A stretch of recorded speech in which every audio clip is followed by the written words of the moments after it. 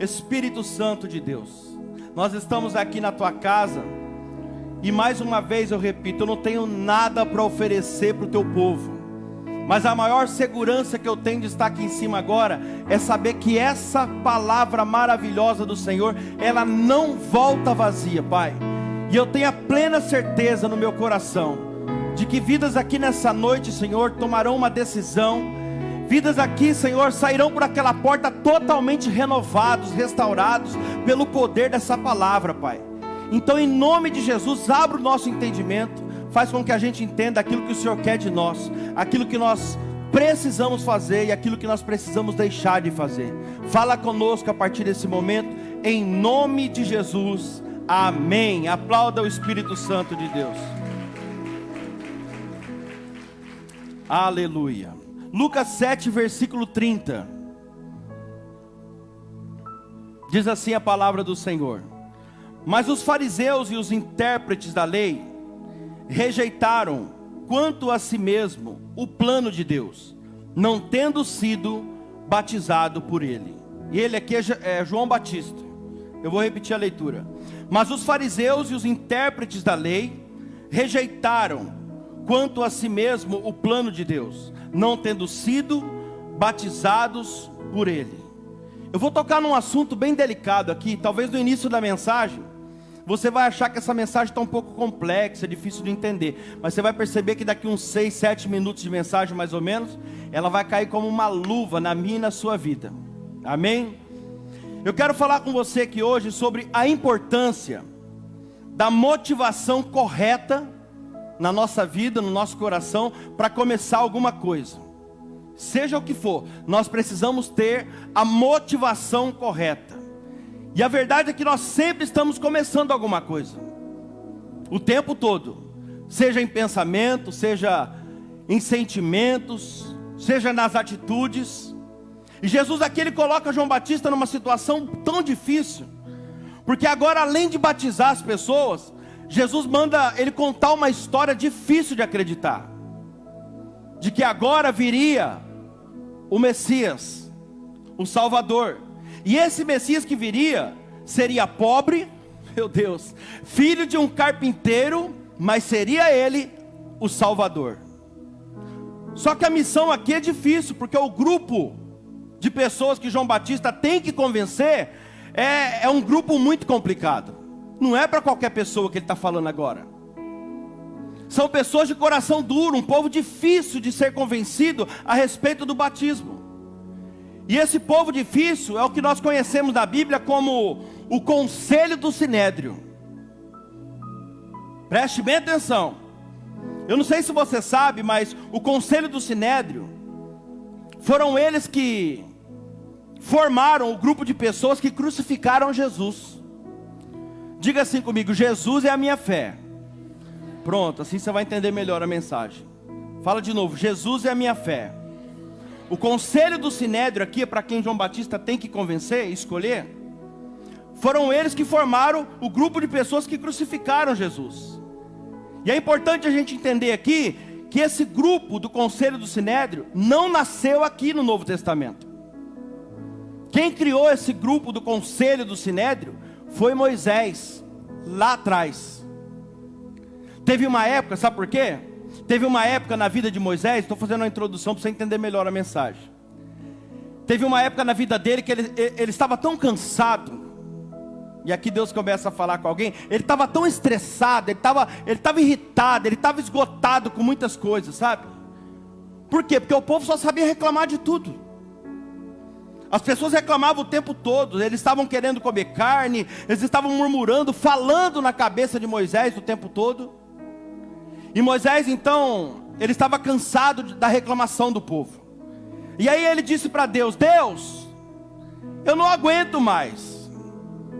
Quem sabe você não falou isso por esses dias? Deus, eu não aguento mais. E aqui eu já quero dizer para você, não é porque você está passando talvez por um momento de deserto, não é porque você está passando por um momento difícil, cansado, você está nervoso, esgotado, que você pode fazer tudo que você quer. Não é porque você está passando por um momento difícil que você pode falar tudo que você pensa. Quem está entendendo, diga amém. E quando Moisés fala assim, Deus, eu não aguento mais, talvez ele fez uma reclamação para Deus, pensando que fosse só mais uma, que Deus ia ficar em silêncio como sempre. Mas aquele dia Deus resolveu responder de imediato. Quando ele fala, Deus, eu não aguento mais, Deus fala, então tá bom, Moisés. Opa, peraí, Senhor, é só uma reclamação. Então tá bom, você não aguenta mais? O que é? Você está achando que você está cansado para fazer a minha obra? É engraçado que para outras coisas você não está cansado, né? Deve ter posto a mão na cabeça e falado, meu Deus, o que eu fui falar? Cuidado com o que você fala para Deus. E naquele momento Deus fala para ele, para fazer a minha obra você está cansado, é difícil para você, então faz o seguinte. Então não deu nem tempo dele retrucar. Deus fala assim para ele, eu vou ler o texto para você. Levanta agora 70 pessoas para te ajudar. Meu Deus, 70 pessoas para te ajudar. E eu quero ler com você agora exatamente o texto que fala da oração de Moisés falando com o próprio Deus, gente. Veja se você não identifica, porque eu me identifiquei muito disso aqui. Veja se você não consegue se identificar aqui, quando você está passando um momento difícil na sua vida, uma carência, uma dor, um esgotamento, um cansaço físico, mental, espiritual. Vê se não é isso que você fala. Coloque para mim, Números 11, versículo 10 em diante. Nós vamos parando aqui. Então Moisés ouviu como o povo chorava por famílias, cada um à porta da sua tenda. Aqui está todo mundo batendo na porta da tenda da casa de Moisés. E Deus ficou irado com o povo por causa disso. E Moisés também, ele não gostou daquilo. Agora olha isso, versículo 11. Moisés então disse ao Senhor, vê se você identifica com isso. Por que fizeste mal ao teu servo? E por que eu não achei favor aos teus olhos, visto que puseste sobre mim a carga de todo esse povo? Será que fui eu que concebeu todo esse povo? Será que fui eu que dei a luz a eles, para que me digas que leve eles no colo, como uma babá leva uma criança que mama, até a terra que prometeste aos seus pais? Está falando com Deus, gente. Está nervosinho. Versículo 13. Onde eu poderia conseguir carne para dar para todo esse povo? Pois chora diante de mim, dizendo, nos dê carne para comer. Olha o que ele vai dizer agora, versículo 14. Eu sozinho não posso mais levar todo esse povo, pois é pesado demais para mim. Olha o que ele está falando aqui com o próprio Deus, sobre o chamado dele. Algo precioso que Deus colocou sobre ele. Versículo 15. Se me tratas assim, mata-me de uma vez. Meu Deus. Se achei favor aos teus olhos, te peço então que não me deixes ver a miséria. Aí olha o que Deus fala para ele agora. E o Senhor disse a Moisés, reúna para mim 70 homens dos anciãos de Israel, que você sabe que são anciões e superintendentes do povo, e traga-os diante da tenda do encontro, para que estejam ali com você. Então eu descerei e falarei com você. Sabe o que eu vou fazer, Moisés? Tirarei do espírito que está sobre você, aquilo que eu coloquei sobre você, tirarei do espírito que está sobre você e o porei sobre eles. E eles então ajudarão você a levar a carga do povo, para que você não tenha de levá-la sozinho. E aqui eu começo a pregar para você. E os séculos se passaram, e esses 70 homens aqui foram sendo levados de geração a geração. Foram sendo levantados. E se tornou agora, lá na frente, o Sinédrio, lá em Israel. E o importante é que você entenda aqui que esses 70 homens não foram escolhidos por Deus. Foi Moisés que escolheu. E eles foram escolhidos e levantados por Moisés, olha só. Por quê? Porque ele ficou irritadinho. Porque ele ficou nervosinho, e ele resolveu então falar tudo que ele pensava para Deus. Moisés abriu o bocão dele para Deus e dizer, Deus, eu estou cansado. Eu preciso de pessoas para me ajudar. Se for para mim fazer tudo sozinho, pode me matar então. Vocês estão aí? Estão sendo claro? Está dando para entender? Se o Senhor não resolver o meu problema hoje, é assim que a gente fala. Se o Senhor não resolver o meu problema hoje, eu quero morrer. Se não for essa semana, eu jogo tudo para o alto. Se for para mim fazer tudo sozinho, pode me matar então, Senhor. Se o Senhor não resolver o meu problema, eu quero morrer. Aí Deus fala para ele: então tá bom, Moisés, escolhe 70 homens para te ajudar. E sabe o que eu vou fazer? Eu vou pegar do espírito que eu coloquei sobre você e vou colocar sobre eles também. Não é isso que você quer? Então é assim que eu vou fazer. Só que depois você não reclama, Moisés. Só que depois você não reclama. Você está aí reclamando, sabe por quê? Porque você esqueceu de tudo que eu te disse, não é? Você esqueceu, você está reclamando às vezes, sabe por quê? Porque você esqueceu até das promessas que eu te fiz. E agora você está aí cansado, irritado, nervosinho. Você está querendo dar ordem em direção para mim, Moisés. Olha o que diz em Isaías 45:9. Ai daquele que discute com seu Criador, sendo um simples caco entre outros cacos de barro. Será que o barro pergunta ao oleiro: o que você está fazendo? Ou diz: esse seu vaso não tem alça? Ai daquele que diz ao seu pai: por que você me gerou? E a sua mãe: por que você me deu à luz? Tudo que ele fez. Tem uma versão que diz assim: quem és tu, ó caco, para dizer ao oleiro o que ele faz? Quem és tu para questionar a Deus, ó caco, o que Ele está fazendo na tua vida? Se é bom, se é ruim, tenha certeza de que Deus está no controle de tudo, e Ele sabe o que Ele está fazendo. E daquele momento em diante, durante toda a jornada, preste atenção nisso, durante toda a jornada, o povo hebreu no deserto, os 70 estavam lá. Moisés agora organizou e formou o tal do Sinédrio. E a pergunta que eu te faço é: como pode 70 homens escolhidos por Moisés, porém abençoados por Deus, lá na frente, séculos se passaram, foram levantando, agora lá na frente, no Novo Testamento, esses homens da mesma linha dos 70, foram eles que reuniram o povo para crucificar Jesus. Escuta bem o que eu vou te falar aqui. Talvez Deus trouxe você aqui hoje só para ouvir isso. A maioria das pessoas que te darão problemas na vida, meu Deus, são pessoas que você mesmo escolheu e deixou entrar na sua vida. Eu vou repetir. A maioria das pessoas que te darão problemas na vida são pessoas que você mesmo escolheu e deixou entrar. As pessoas que você não escolheu para entrar na sua vida, dificilmente elas te darão problema, porque foi Deus que trouxe. E da mesma forma que pessoas, pasme você, a maioria dos lugares também que te darão problemas, que te dão problemas da vida, serão lugares que você mesmo escolheu estar.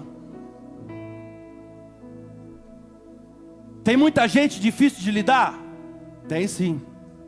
E não é pouco não. Tem muita gente que nos tira do sério? Tem demais.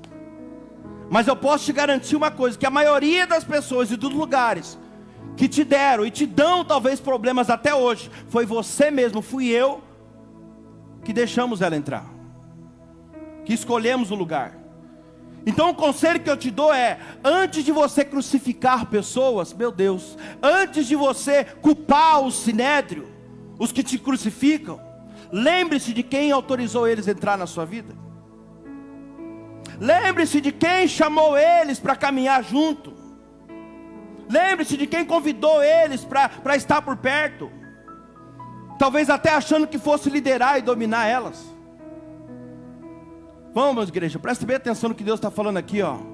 Vamos lembrar de como nós estávamos talvez no momento que nós decidimos trazer essas pessoas para perto de nós. Rapidinho, vamos analisar aqui. No momento que nós fizemos a escolha, nós não éramos um Moisés cheio do poder, cheio do fogo da sarça. Meu Deus. No momento que nós fizemos a escolha, nós éramos um Moisés necessitado, que dizia: olha, eu não aguento mais, Deus, sozinho eu vou morrer. Acabou minhas forças, está difícil, sabe? E se for para continuar desse jeito, é melhor o Senhor me matar. Sabe, igreja de Cristo, nós precisamos entender que cada lugar e cada pessoa que nós escolhemos para trazer na nossa vida, nós estamos permitindo que Deus, Ele pegue aquilo. A partir do momento que você escolhe alguém para estar com você, você entenda isso. Você está permitindo Deus pegar aquilo que Ele colocou sobre você e repartir com essas pessoas. Deus disse para Moisés: você pode escolher 70 pessoas, mas eu vou pegar o Espírito que está sobre você e eu vou colocar sobre eles também.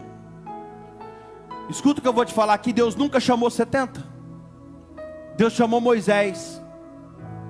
Eu vou repetir, Deus nunca chamou 70. Deus chamou somente Moisés. Olha só, irmão, Moisés, que no momento de cansaço, de esgotamento, abriu a bocona dele cheia de dentes para falar besteira para Deus. Cuidado com o que você tem falado com Deus, ou para Deus. Quando você não estiver vivendo talvez uma boa fase emocionalmente falando, cuidado com as palavras que saem da tua boca para Deus. Cuidado com o que você escolhe para estar do seu lado no momento de carência, de cansaço. Porque na hora, Deus pode até abençoar, como abençoou. Mas lá na frente, existe uma grande probabilidade dessas mesmas pessoas crucificarem você e a sua fé. Quem está entendendo? Escuta o que eu vou te falar aqui. Isso aqui é muito forte. Satanás, ele não produz vida, mas ele mata a fome.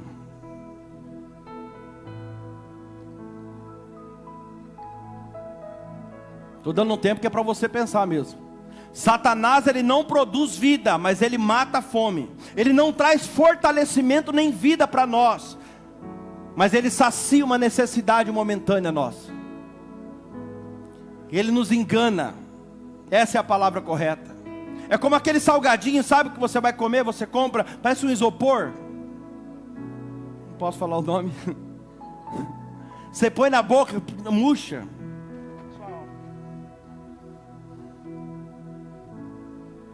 O que você está querendo dizer com isso, Danilo?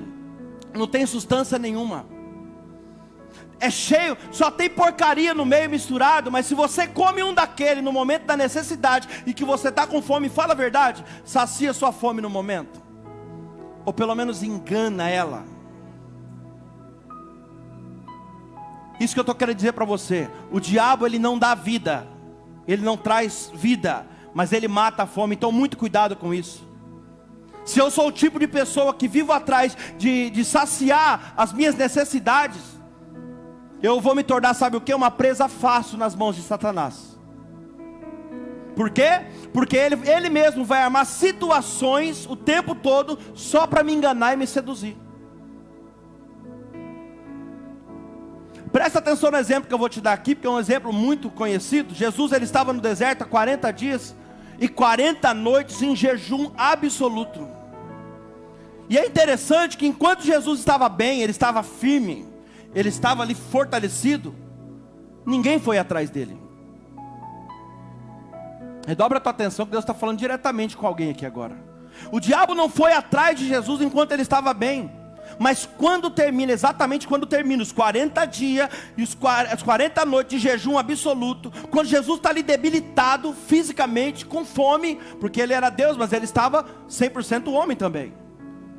E quando ele estava ali sentindo uma necessidade tremenda de comer, aí então Satanás se aproxima dele, e a primeira coisa que Satanás vai propor para ele é: se tu és o Filho de Deus, transforme essas pedras em pão. Ele estava morrendo de fome naquele momento. O diabo sabia que Jesus tinha uma necessidade. O diabo sabia que ele precisava comer naquele exato momento. Ele estava fraco. Ele sabia que Jesus estava necessitado. Ei, o diabo conhece a minha e a sua necessidade melhor que nós. Ele conhece a minha e a sua fraqueza melhor do que nós. Se ele sabe que a tua fraqueza é uma manga, não tenha dúvida, ele está com uma prontinha, madurinha para te entregar. A hora que você menos esperar, ele vai colocar na sua frente. Se a tua fraqueza é manga, ele jamais vai colocar uma jabuticaba na sua frente. E o diabo chega direto na necessidade dele e diz: e aí, vamos fazer?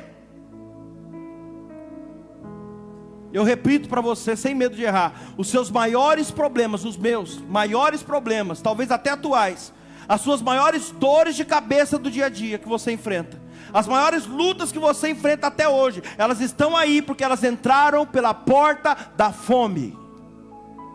Elas entraram pela porta por causa de uma necessidade, talvez.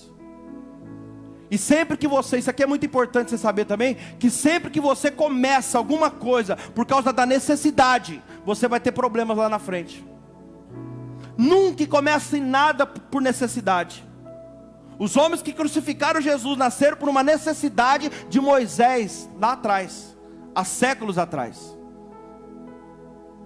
Sabe, se você busca coisas materiais, por exemplo, para satisfazer a sua necessidade, não tenha dúvida, o diabo colocará pessoas para proporcionar isso para você.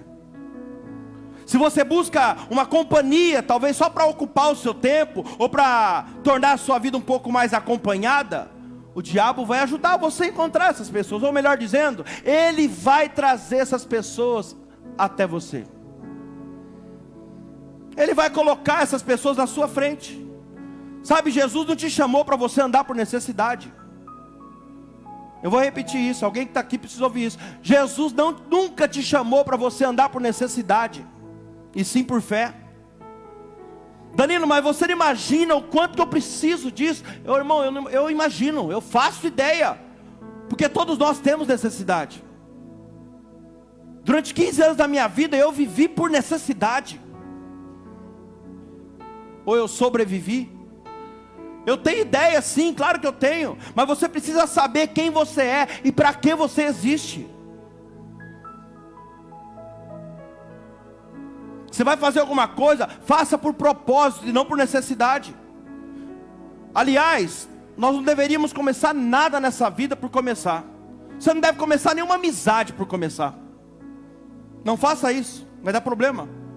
Se não tiver um propósito aquela amizade, nem começa. Ninguém deveria começar um namoro por começar. Se não tiver um propósito em cima disso, a longo prazo, a médio prazo, nem comece, vai dar problema. Não comece um trabalho, um ministério por começar. Para quê? Para falar que eu tenho um cargo na igreja? Não tem um propósito maior nisso? Faça tudo com propósito. E até mesmo frequentar uma igreja. Você está aqui hoje, por exemplo, nessa igreja, mas você está aqui por quê? Ah, pastor Danilo, porque minha alma estava doendo, é por isso que eu vim. Tá bom, mas precisa ter algo a mais, irmão, além disso. Sabe por quê? Você está aqui ouvindo a palavra de Deus, e a palavra de Deus, ela cura você. Se você veio para cá porque a sua alma tá doente, daqui a pouco ela vai parar de doer. E aí, você vai embora? Se não tiver algo maior, não prevalece. Tem que ter um propósito. E quando a sua alma parar de doer, você vai sair da igreja? Como a maioria faz? Quantas pessoas você conhece que vêm por necessidade? Ah, eu vou para a igreja porque eu estou precisando de uma porta de emprego. A porta de emprego abre, a pessoa não tem propósito. E vive a vida inteira assim, a porta fecha, ela volta. Ela não entende. Aí ela abre, ela sai de novo, e Deus fecha a porta, ela traz de novo. Tem gente que demora para entender. Se você não tiver um propósito maior, você acaba saindo da posição. Você precisa ter um propósito, um compromisso maior, não somente com a obra, mas principalmente com o Deus da obra. Escuta o que eu vou te falar aqui. Não fique ligado a pastor Danilo ou qualquer outra pessoa da igreja. Sabe por quê? Porque o homem é falho, o homem erra, irmão, mas Deus é perfeito. Um pastor pode magoar você amanhã, ele pode entristecer o seu coração, ele pode decepcionar você. Jesus jamais ele vai decepcionar você. Amanhã ou depois eu posso fazer algo aqui que talvez deixará você triste, não te agrada. Eu posso passar perto de você de repente, atribulado com a obra. A hora que eu chego eu fico correndo e não te dá a paz.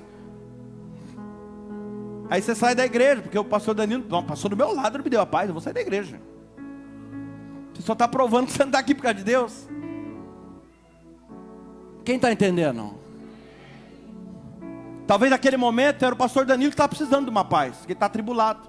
Você que deveria ter dado paz para ele.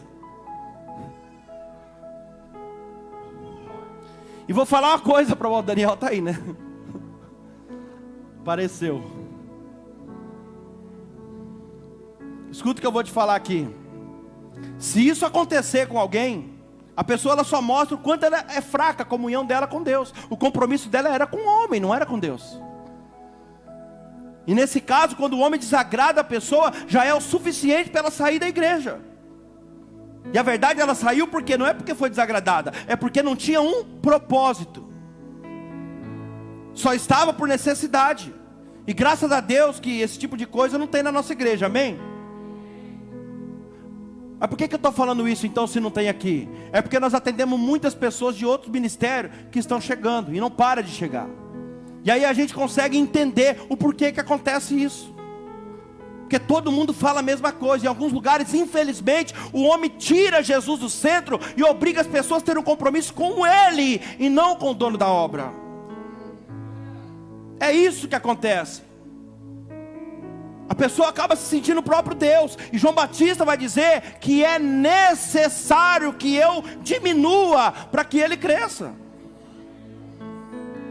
O que é isso? É necessário. Se eu não diminuir, ele não aparece. Então se eu apareço demais, é sinal de que tem pouco de Deus.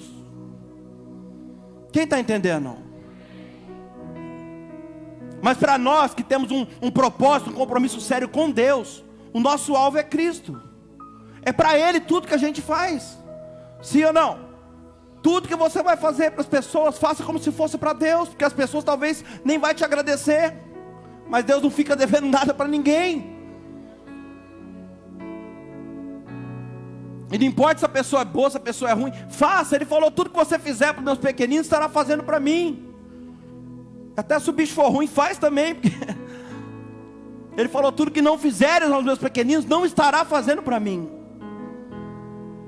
Sabe quando você começa algo por propósito, até quando as pessoas te traem, até quando as pessoas viram as costas para você, te abandonam, por maior que seja a perda, você não para a caminhada. Por quê? Porque você tem um propósito naquilo que você está fazendo. Por quê? Porque você não começou por necessidade, você tem um propósito naquilo. Se você não tiver um propósito, não for firme no que você faz, quantas pessoas te rejeitarem, ou talvez não te aceitar, te abandonar, você vai ficar, sabe o quê? Deprimidinho, como a maioria fica. Quando as pessoas mudarem com você, porque as pessoas mudam, pode ter certeza, você vai ficar triste, você vai entrar em depressão. Eu vou falar uma verdade aqui para você, talvez seja uma das maiores verdades. Tem gente que te ama hoje, mas daqui a alguns meses ela vai estar te odiando e ainda vai falar mal de você para os outros. Nossa, pastor, mas por que você está falando isso? Irmão, infelizmente o ser humano é podre desse jeito. Eu estou falando geral, estou generalizando. O ser humano infelizmente é podre desse jeito. A razão, a Bíblia diz que a razão da gente não ter sido consumido ainda é a misericórdia do Senhor que nos renova a cada manhã sobre a nossa vida. Escuta o que eu vou te falar aqui. Você pode, infelizmente, o ser humano, ele é podre desse jeito. Você pode fazer 99 coisas boas para alguém.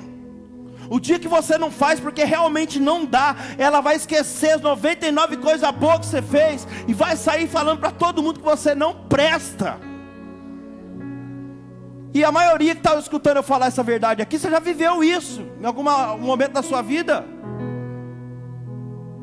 Mas quando você tem um compromisso firme com Deus, sabe, você já não importa mais quem fica, quem vai. Quanto eu sofri com isso no começo do ministério. Meu Deus, a pessoa vai, outro vem, a pessoa vai de novo. Meu Deus, onde eu estou falhando? Fica quieto, rapaz, você não está falhando nada, você está fazendo o melhor que você pode.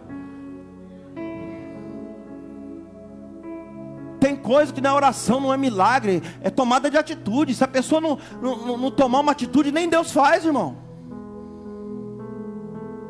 Aliás, quando você tem um compromisso com Deus de verdade, você não fica nem esperando alguém sair. Você vê que é uma pessoa que ao invés de te levantar, está jogando você para baixo, num ciclo de amizade. A pessoa, ao invés de empurrar você para frente, ela puxa você para trás. Se você tem um compromisso com Deus de verdade, você não espera nem ninguém sair desse jeito. Você toma uma atitude e você mesmo se retira. Quando você já entende que, percebe que o propósito está errado, você mesmo sai de perto. Sim ou não? Mas uma coisa é certa, você nunca pode perder a sua identidade em Deus. Não importa o que as pessoas falarem de você, o que importa é a sua identidade com Deus. O que Deus sabe ao teu respeito, é isso que vale. Já não importa o que as pessoas pensam, o que as pessoas vão falar de você. Porque quando você tem um compromisso com Ele, você só quer agradar o céu. Você só quer agradar Ele. E a verdade é uma só. Quando você faz algo que Deus te direcionou, você decide agradar o céu. E automaticamente, quando você está agradando o céu, você vai agradar todos aqueles que estão conectados com o céu. E automaticamente você vai desagradar aqueles que não estão conectados com o céu. Entendeu? Você quer que eu rasgue o verbo? Eu rasgo. A luz e as trevas não combinam. Não tem como. Sabe, eu aprendi uma coisa nesses últimos tempos. Eu sofri muito com isso também, em saber lidar com as pessoas. Gente, não se preocupe em lidar com as pessoas. Você vai sofrer tanto, sabe por quê? Cada um você tem que lidar de um jeito diferente. Um é mais doido que o outro. Cada um é de um jeito, tem que falar de um jeito diferente. Se preocupe em lidar com Deus, porque se você souber lidar com Deus, você vai saber lidar com todas as pessoas. Porque o próprio Espírito Santo, ele vai colocando as palavras na sua boca, do jeito certo, na hora certa, da maneira correta. E não importa se a pessoa é boa, se ela é difícil, o Espírito Santo, se você tem um compromisso com Ele, sabe lidar com Deus, Ele colocará as palavras na sua boca.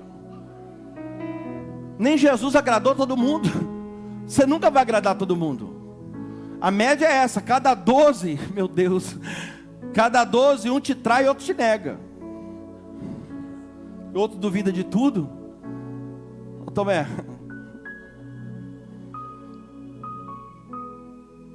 quando você aprende a lidar com Deus, você aprende a lidar com as pessoas. E se tiver alguém que de repente, que você não consegue lidar, não tenha dúvida, porque essa pessoa não está conectada com Deus. E é o que eu disse, as luzes e as trevas não combinam. Mas eu te convido hoje, através dessa palavra aqui, ó, a fechar a porta da necessidade. Eu te convido, através dessa palavra, a fechar a porta da fome. Como que eu faço para fazer isso, Danilo? Como que eu faço? Como que eu faço para não começar algo por necessidade? Efésios 5, versículo 18.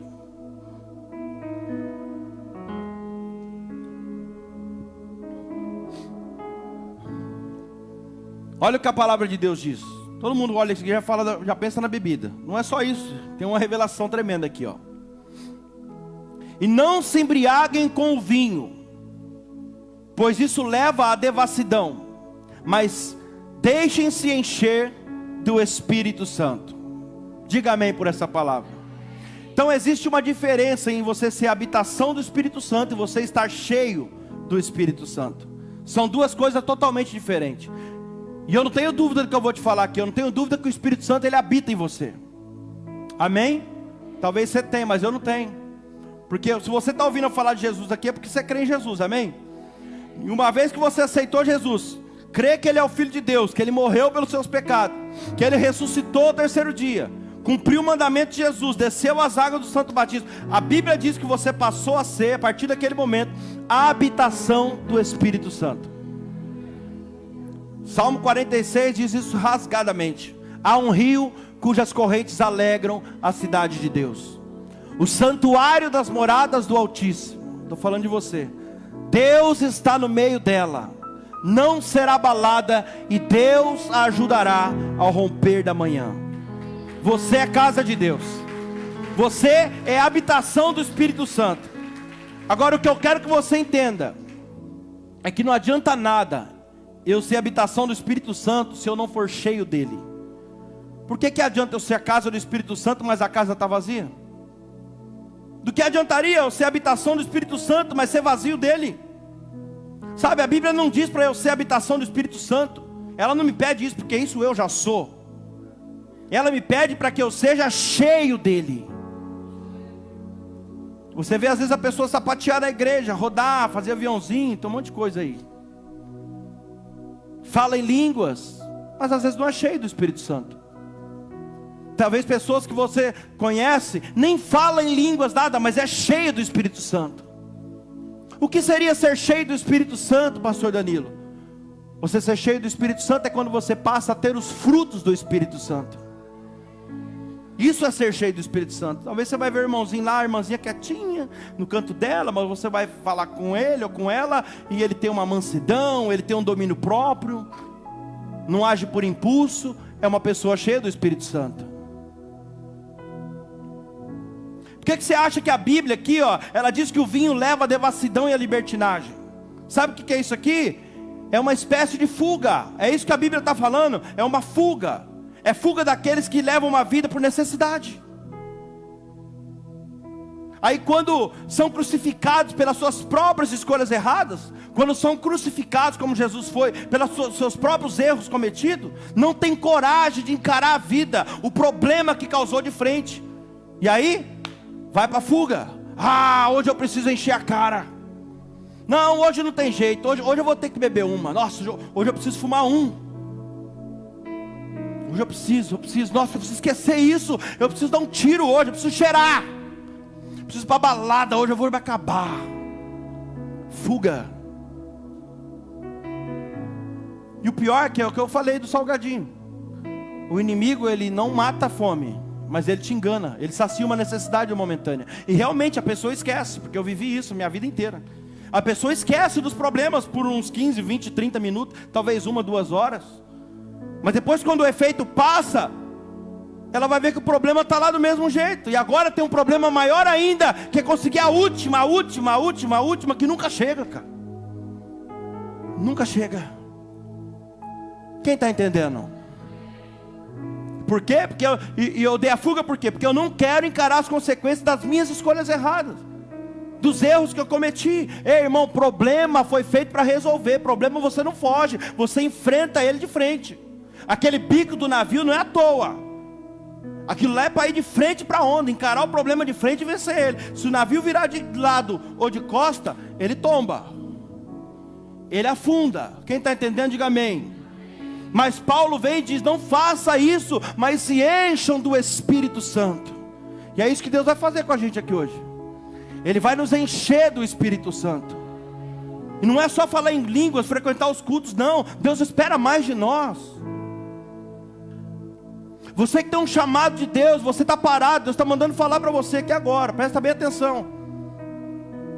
O teu chamado tipifica o reino de Deus, amém? E o que a Bíblia diz? Primeiro o reino de Deus, e as demais coisas vai sendo acrescentado. Então às vezes talvez as áreas da sua vida estão parando, está estagnado, está estacionado. Por quê? Porque talvez o teu chamado, que é o principal, o reino de Deus, está parado. E na proporção que você vai desenvolvendo o teu chamado, todas as demais coisas, as outras áreas vai fluindo junto. Então começa a fazer alguma coisa. O teu chamado não pode ficar parado. E eu finalizo dizendo para você aqui, ó, lendo com você o texto de Ezequiel 36, 26. Olha o que o Senhor está falando que vai fazer com a gente. Eu lhes darei um coração novo. Só 2 recebeu lá no fundo. Não é transplante não, gente, pode dar glória a Deus. Eu lhes darei um coração novo, e porei dentro de vocês um espírito novo. Que espírito é esse aqui, ó? Que espírito novo que é esse que Deus vai colocar dentro de nós? O Espírito Santo, o Espírito dele. E o que vai acontecer quando eu receber esse Espírito aqui? Eu falo diferente, eu penso diferente. Quando eu recebo esse Espírito aqui, eu faço escolhas de forma diferente. Meu Deus, eu tomo decisões de forma diferente, eu tenho uma paciência diferente. Aí ele continua dizendo: tirarei de vocês um coração de pedra e lhes darei um coração de carne. Porei dentro de vocês o meu espírito e farei com que andes nos meus estatutos. guardem e observem os meus juízos. O que ele está dizendo aqui? A partir de agora, o Espírito Santo é quem vai conduzir você. Se você permitir em todas as áreas da sua vida, a partir de hoje, quem vai conduzir você é o próprio Espírito de Deus. E para ter uma vida conduzida pelo Espírito Santo, desfrutar do reino de Deus, você vai precisar de duas coisas só. Jesus disse lá em João 3,5: em verdade lhes digo, quem não nascer da água e do Espírito, não pode entrar no reino de Deus. E eu pergunto para você, quer ter uma vida de paz e prosperidade? Você quer ter uma vida conduzida pelo próprio Espírito Santo? Então se entrega hoje, irmão. Faça uma aliança com Deus. Chega de ser movido pelo pecado, de ser movido pela tua necessidade momentânea. Fecha a porta da necessidade na sua vida hoje. Quantos problemas você já trouxe para a tua vida, para a tua casa, para o teu casamento, por causa de uma necessidade momentânea? Para de trazer algo ou alguém para a sua vida que hoje, que amanhã vai crucificar não só você, mas a tua fé. Não tome mais decisão precipitada, sabe? Não haja por impulso, só porque talvez você está cansado, esgotado. Em momentos de crise, não é momento de você abrir a boca. Momento de crise não é momento da gente tomar decisão. Todas as vezes que a gente agir em cima de emoção, sentimento, com as emoções à flor da pele, vai se arrepender depois. No momento de uma tempestade, não existe tecnologia, não existe nada que possa parar uma tempestade. Você concorda comigo? Nada pode parar uma tempestade. Momento da tempestade é momento de você fechar o olho, se proteger e ficar quietinho. A hora que parar o vendaval, você vê o que sobrou e o que dá para aproveitar. Mas se você agir no meio da tempestade, vai dar problema. É perigoso. Se você está cansado, se você está em crise, é bem provável que você vai falar besteira, vai magoar quem não era para magoar, vai ferir quem não era para ferir. Momento de crise, fecha a boca, põe água na boca, faz um propósito de engolir. Não vou engolir, não vou engolir.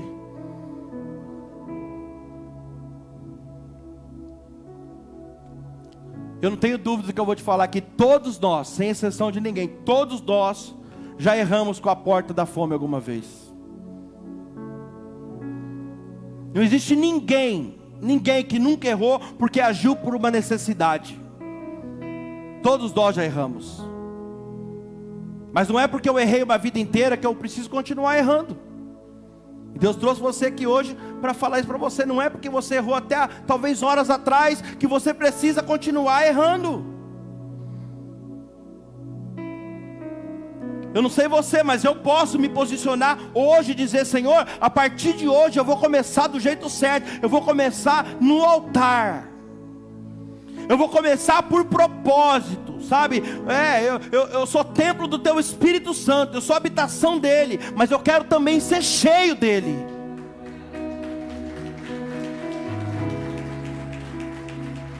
E por que eu quero ser cheio dele, Senhor? Porque eu já entendi que é algo muito grande que o Senhor está realizando na minha vida e através da minha vida. Eu não posso continuar sendo a mesma pessoa. Eu já entendi o que o Senhor está fazendo. Sabe qual que é o perigo de você ser templo do Espírito Santo, mas não ser cheio dele? É que um lugar vazio, ele pode ser mal ocupado a qualquer momento. A melhor coisa de você ser cheio do Espírito Santo é que você não corre o risco de ter uma má habitação em você a qualquer momento. Se o copo está meio vazio, tem um espaço para o inimigo entrar. Sim ou não? Agora, se ele está sempre cheio, ainda que ele queira, não entra. E o Senhor está falando: deixa eu te encher hoje. Deixa o Espírito Santo te encher hoje. Fique de pé no seu lugar em nome de Jesus. Coloca a sua vida diante do altar de Deus hoje. Refaça a sua aliança com Ele hoje. Pega o teu chamado que está parado e ativa ele hoje. Faça um compromisso com Ele, de ser fiel a Ele, de não sair mais da presença dEle. Porque aquele que começou a boa obra na sua vida, a Bíblia diz que Ele tem o desejo de aperfeiçoar essa obra a cada dia. Oh Espírito Santo de Deus, apaga as luzes, por favor.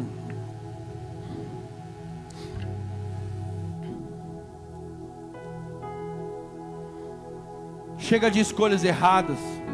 Chega de agir por necessidade. Chega de começar algumas coisas por começar. Tudo que você for fazer a partir de hoje, faça por propósito. Eterno Deus e eterno Pai, a Tua palavra já foi ministrada, Senhor. Até aqui foi comigo. Daqui para frente não depende mais de mim. Essas palavras que eu ministrei aqui, com a ajuda do Teu Espírito Santo, pode transformar vidas, ó Pai, desde que ela seja praticada. Então que o Senhor possa mover o nosso coração nesse momento, que o Senhor possa arder a chama no nosso coração, ó Deus, que nós possamos começar esse momento a contrariar as nossas vontades, porque nós queremos Te agradar, Senhor. Nós queremos ser cheios do Espírito Santo. Nós não queremos ser apenas habitação. Nós sabemos que o Senhor está conosco. Nós sabemos que uma grande obra o Senhor começou na nossa vida, ó Pai. Espírito Santo de Deus, começa agora a visitar cada um dos Seus filhos que estão aqui.